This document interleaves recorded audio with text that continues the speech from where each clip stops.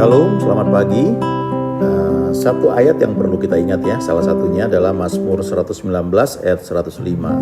Firman-Mu itu pelita bagi kakiku dan terang bagi jalanku. Dan ini sudah dibuat jadi lagu, saya kira banyak yang sudah tahu ya. Nah, kalau sudah tahu bukan berarti terus kita abaikan, tapi bisa kita pakai untuk menyanyi, memuji Tuhan, dan juga pernyataan iman kita. Yuk nyanyi ya. Firman-Mu pelita bagi kakiku, terang bagi jalanku. Firman-Mu pelita bagi kakiku, terang bagi jalanku.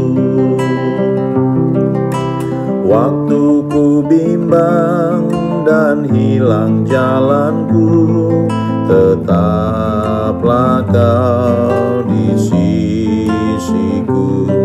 Dan takkan ku takut asal Kau di dekatku, besertaku selamanya.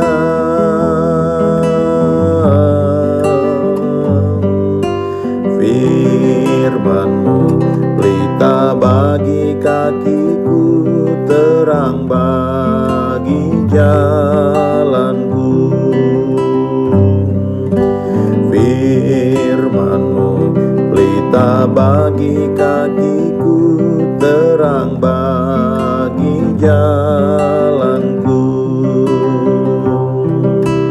Waktu ku bimbang dan hilang jalanku, tetaplah Kau di sisiku. Dan takkan ku takut asal Kau di dekatku, besertaku selamanya.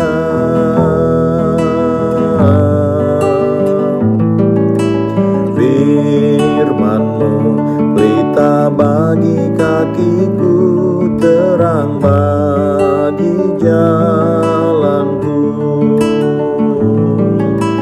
Firman-Mu pelita bagi kakiku, terang bagi jalanku. Terang bagi jalanku, terang bagi jalanku.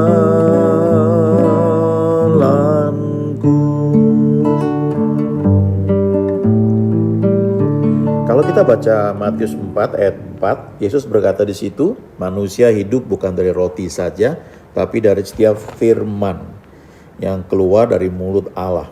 Nah, kata firman itu jangan lupa di situ adalah rema ya. Rema itu firman yang berbicara. Artinya bukan sekedar firman yang kita baca, yang kita renungkan, kita pelajari atau kita hafal luar kepala ya. Tapi itu satu firman yang kita izinkan Tuhan tuh bicara sama kita ya. Kadang-kadang orang suka bertanya, bagaimana sih mendengar suara Tuhan? Itu juga pertanyaan saya sekian tahun yang lalu. Kadang-kadang saya bingung dengar orang bisa bilang Tuhan bicara, ya Tuhan bicara. Bagaimana saya bisa mendengar suara Dia? Apakah suaranya seperti suara laki-laki atau suara perempuan? Kira-kira usianya seperti apa? Itu membingungkan ya buat saya. Tapi kita baca di Yohanes 10, Tuhan berkata, domba-dombaku mendengarkan suaraku. Kata mendengarkan itu ya terjemahannya bukan hanya hearing ya atau hear mendengar, tapi listening. Jadi domba-dombaku tuh mendengarkan, artinya domba-dombaku tuh menyimak, memperhatikan, ya, mengenali suaraku. Nah itu firman Tuhan. Jadi kalau saya dombanya Yesus ya saya menurut firman itu ya saya menyimak, saya mendengar. Nah tinggal saya perlu belajar bagaimana mengenali suaranya. Ya ada banyak suara kalau kita banyak nonton misalnya. Nah imajinasi kita, pikiran kita dipenuhi dengan banyak filosofi yang kita dapatkan waktu kita nonton berbagai jenis film ya. Kita lihat berita-berita ya di YouTube, di siaran berita tentang macam-macam ya, tentang demo misalnya ya, tentang kejadian, ada kecelakaan, maka itu berbagai macam spirit itu masuk menyerang pikiran kita, jadi mengisi layar imajinasi kita.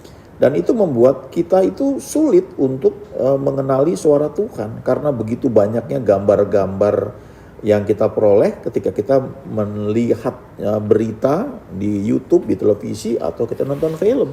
Ya.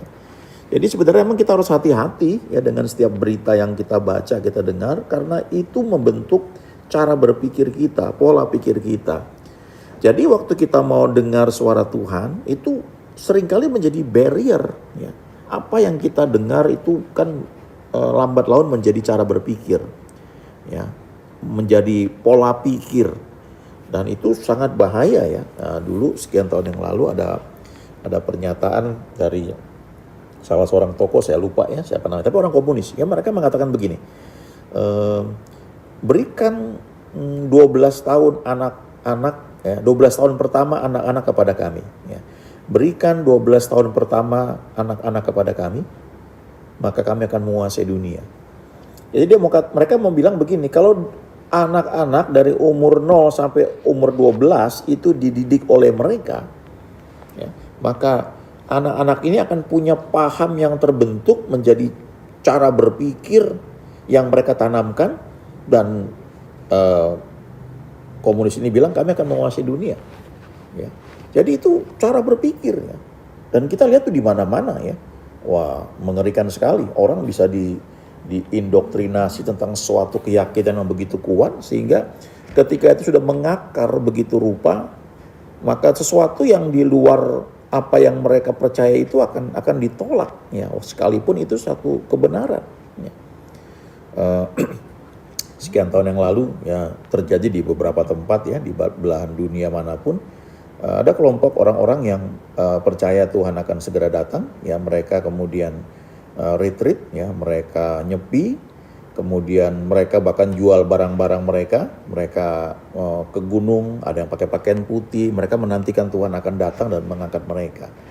Nah, dari mana asalnya seperti itu? Memang ada firman-Nya yang ditafsirkan seperti itu, bahwa akan terjadi istilahnya rapture, ya, pengangkatan orang-orang percaya. Tapi ketika itu begitu menguasai, orang itu bisa bertindak di luar logikanya lagi, ya, sehingga mereka tinggalkan semuanya dan mereka retreat, ya. Dan mereka menantikan Tuhan akan datang, dan ya seperti yang sudah terjadi berulang kali, tidak terjadi apa-apa.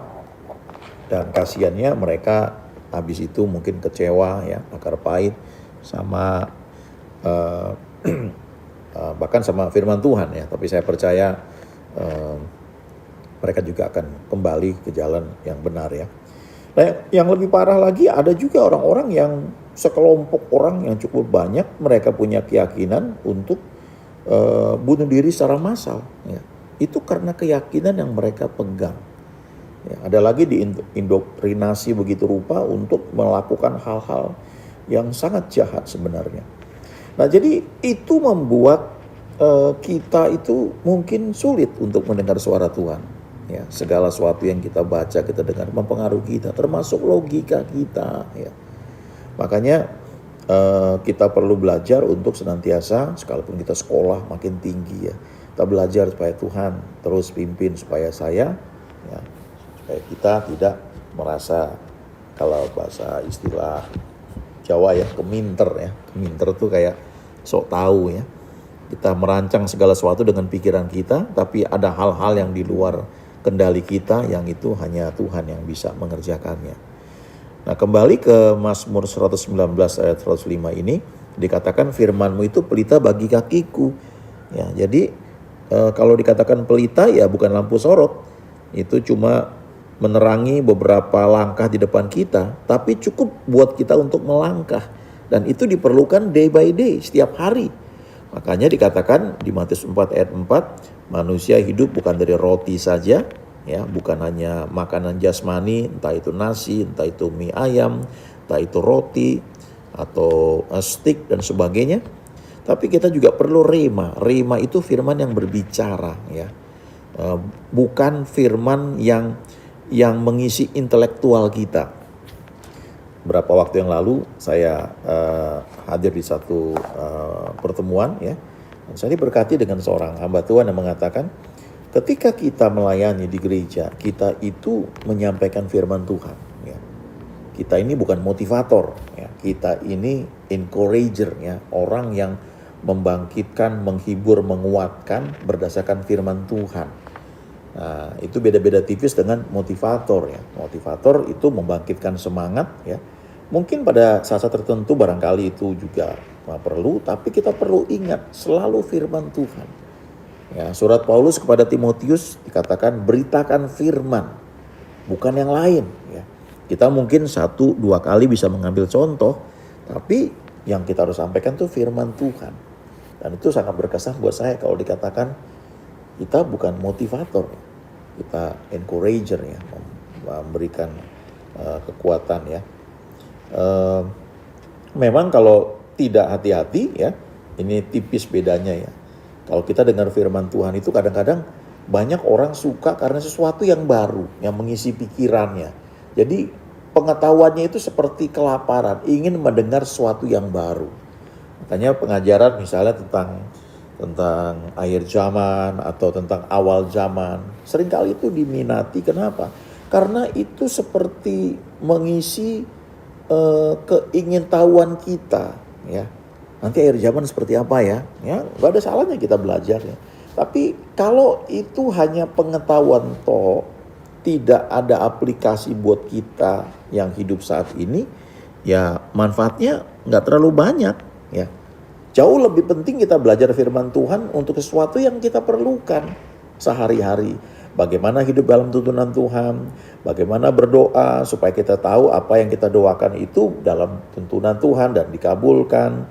Bagaimana mendoakan orang sakit, bagaimana menerima janji Tuhan untuk kelimpahan dan banyak hal yang lain lagi ya. Ketimbang kita hanya mengetahui sesuatu yang nanti misalnya di surga seperti apa ya. Buat pengetahuan is okay, tapi aplikasinya ya buat kita sehari-hari. Karena kita hidup di dunia ya. Atau orang-orang yang suka belajar awal zaman. Zaman awal itu seperti apa dulu, zaman purba, zaman sebelum Adam. Ada dinosaurus, ada ya itu sekali-sekali is okay ya. Tapi kalau itu kita baca dan itu tidak memberikan banyak manfaat untuk hidup kita sehari-hari, ya sayang sekali ya. Itu hanya pengetahuan tok ya. Mungkin kita bisa katakanlah jago sekali ya menganalisa firman Tuhan. Tapi yang dibilang Matius 4 ayat 4 itu adalah rema. Rema itu firman yang pribadi sifatnya, yang berbicara kepada kita. Kadang-kadang mungkin cuma dalam bentuk lagu ya. Salah satu lagu yang saya suka lagu ini. Bapa,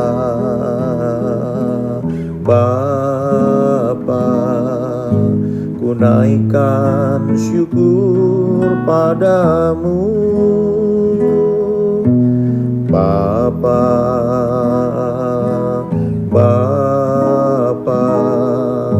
ku sembah sujud kepadamu.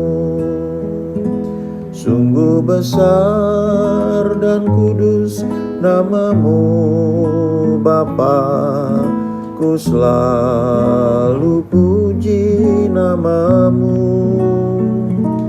Besar setiamu, rahmatmu di dalam hidupku Bapa, ku mengasihimu. Sungguh besar dan ajaib karyamu Bapa, ku selalu bangga akanmu. Besar anugerahmu, rencanamu di dalam hidupku Bapa, ku mengasihimu. Bapa, ku mengasihimu. Bapa, ku mengasihimu. Kadang-kadang cuma nyanyikan lagu itu saja, tiba-tiba lagu itu berbicara. Saya seperti sedang sesuai dengan firman Tuhan, saya sedang memanggil dia ya Aba, ya Bapa.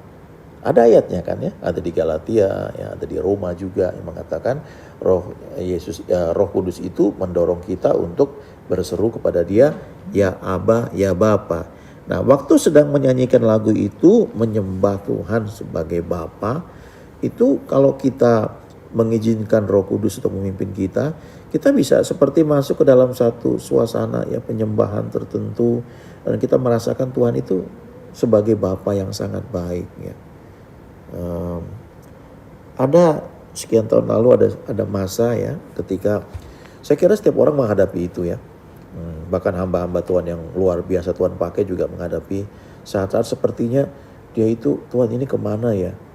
Ini saya harus buat apa ya? Ada hamba Tuhan yang saya tahu yang saat ini dipakai luar biasa ya, internasional.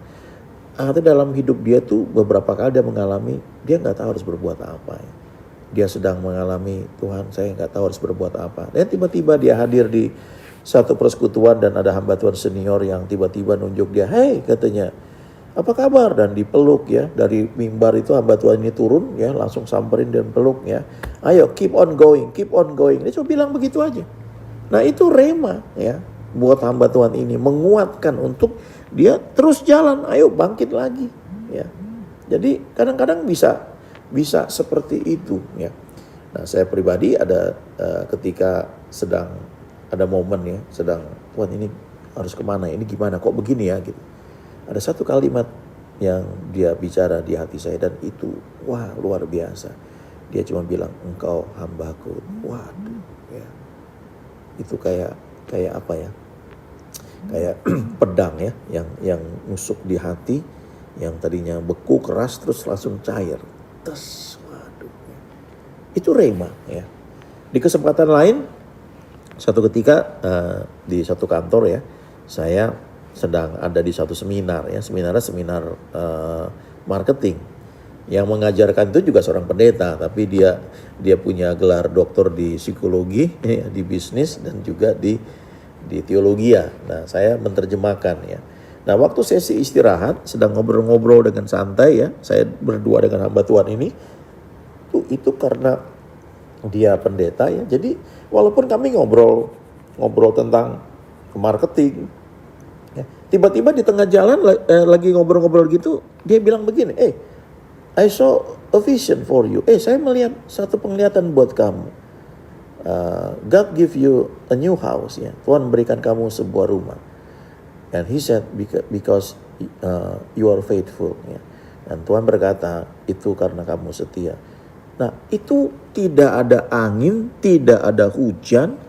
Kami sedang bicarakan materi marketing di kantor. Saya dengan hamba Tuhan ini saja yang juga seorang pengajar ya, pelatih, coach ya untuk perusahaan-perusahaan. Dan dia bilang seperti itu, saya nggak sedang ngomong ada kebutuhan saya. Waktu itu kami masih kontrak rumah ya. Saya nggak cerita apa-apa, dia nggak tahu apa-apa. Tiba-tiba dia bilang seperti itu. Saya melihat visi penglihatan, kamu mendapatkan sebuah rumah baru dan Tuhan berkata kamu setia. Dan waktu dia bilang because you are faithful, itu betul-betul kayak pedang tajam yang nusuk di hati saya. Saya sadar sekali bahwa jauh dari apa yang dia katakan ya. Tapi kalau saudara ingat ya, saya mempertanyakan benar nggak Tuhan? Apakah ini cuma basa-basi ya? Saya nggak merasa seperti yang Tuhan katakan itu ya. Tapi saya ingat pengalaman Gideon. Ketika Gideon yang penakut ini berjumpa dengan malaikat Tuhan. Malaikat Tuhan berkata, Tuhan menyertai engkau hai pahlawan yang gagah berani. Hai pahlawan yang gagah perkasa. Padahal dia penakut.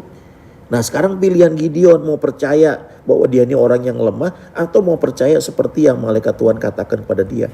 Kamu pahlawan yang gagah berani. Kamu bisa. Yes, you can do it.